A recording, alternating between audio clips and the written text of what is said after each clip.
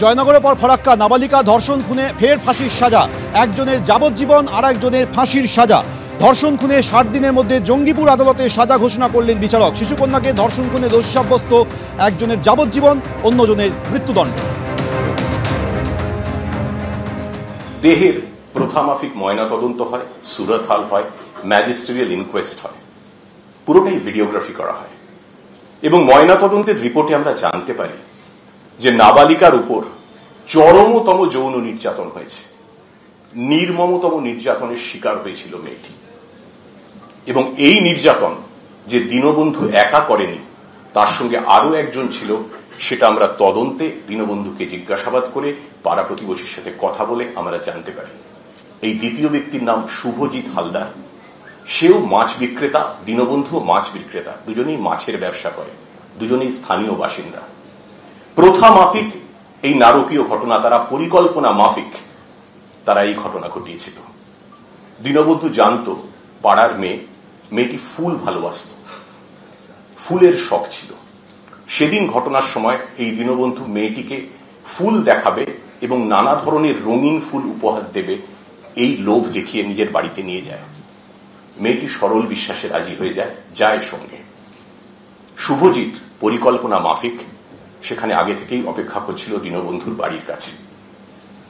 দুজনে ঘরের ভিতরে ঢুকে নাবালিকার উপর চরম নির্যাতন চালায়, তারপর গলা টিপে শ্বাসরোধ করে খুন করে এবং প্লাস্টিকের ব্যাগে ঢুকিয়ে দেয়।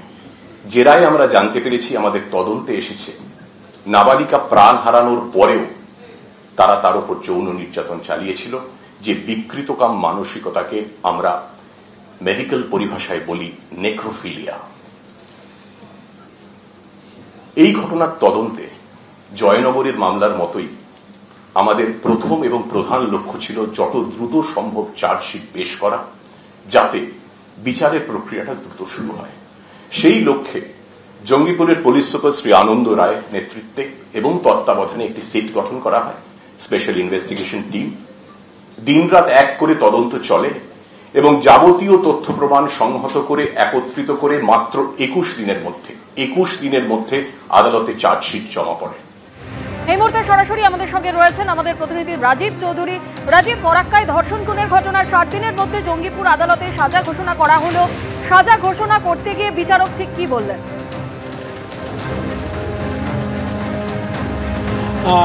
বিচারক দীর্ঘ সময় ধরে 31 জনের সাক্ষ্য প্রমাণ নিয়েছেন এবং আজকে একেবারে অভিযুক্ত দুজনকে কালকে দোষী সাব্যস্ত করা, তাদের বক্তব্য শোনেন এবং তারা কি চাইছেন সেটা শোনেন। তারা দুজনেই শাস্তি মুকুবের জন্য আবেদন জানান, কিন্তু সমস্ত করার বিবেচনা করে এবং সরকারি যিনি আইনজীবী ছিলেন তার সঙ্গে একাধিকবার আজকে কথাবার্তা বলেন, আসামি পক্ষের আইনজীবীদের কথাবার্তা বলার পরে তিনি যেটা সরাসরি ঘোষণা করেন যে ধরনের ঘটনা ঘটিয়েছে তার জন্য দীনবন্ধুর একেবারে ফাঁসির সাজা এবং তাকে সহায়তা করার জন্য শুভজিতের তার যাবজ্জীবন কারাদণ্ডের নির্দেশ দেন।